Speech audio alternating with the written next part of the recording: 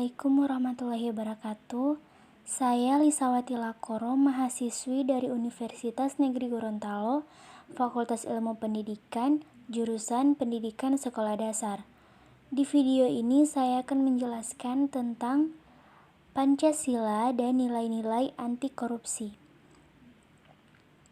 Hari lahir Pancasila yang diperingati setiap tanggal 1 Juni perlu dimaknai dalam upaya pemberantasan korupsi. Ini harus menjadi perhatian semua anak bangsa, karena korupsi sangat menyalahi prinsip dasar Pancasila sebagai dasar negara. Menurut Ketua KPK, jika ada yang berani korupsi sama saja berani mengkhianati nilai-nilai dari setiap butir yang ada di dalam Pancasila.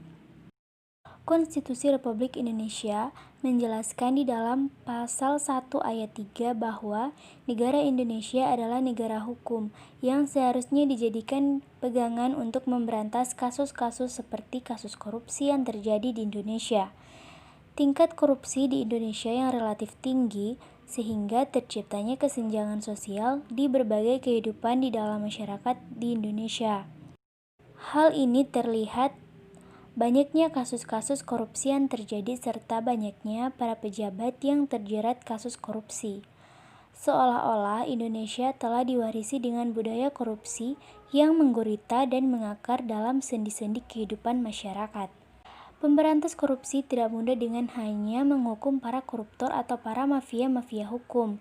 Melalui pendidikan juga bisa menanamkan pemahaman peserta didik tentang betapa bahayanya korupsi bagi kelangsungan hidup manusia. Melalui pendidikan yang mengarahkan kepada upaya penanaman nilai-nilai anti korupsi diharapkan mulai tumbuh jiwa-jiwa anti korupsi sejak dini. Pendidikan di Indonesia diharapkan mampu memberikan kontribusi dalam memberikan pendidikan anti korupsi kepada siswa. Melalui pendidikan Pancasila dan kewarganegaraan diharapkan terciptanya lulusan-lulusan yang mempunyai jiwa-jiwa dan mental anti korupsi.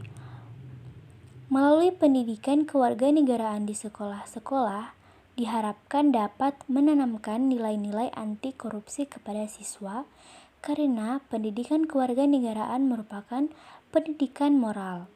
Berdasarkan Permendiknas nomor 22 tahun 2006 tentang standar isi mata pelajaran pendidikan kewarganegaraan bertujuan agar peserta didik memiliki kemampuan sebagai berikut.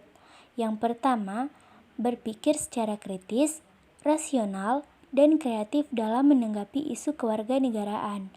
Yang kedua, berpartisipasi secara bermutu dan bertanggung jawab dan bertindak secara cerdas dalam kegiatan bermasyarakat, berbangsa, dan bernegara. Yang ketiga, berkembang secara positif dan demokratis untuk membentuk diri berdasarkan pada karakter-karakter masyarakat Indonesia agar dapat hidup bersama dengan bangsa-bangsa lainnya.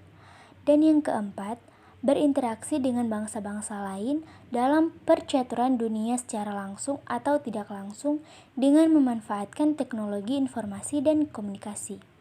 Berkaitan dengan pendidikan anti korupsi, program pendidikan Pancasila dan kewarganegaraan menyiapkan, membina, dan mengembangkan pengetahuan-pengetahuan serta kemampuan-kemampuan dasar yang dimiliki oleh peserta didik yang berhubungan dengan isi pesan sila-sila Pancasila.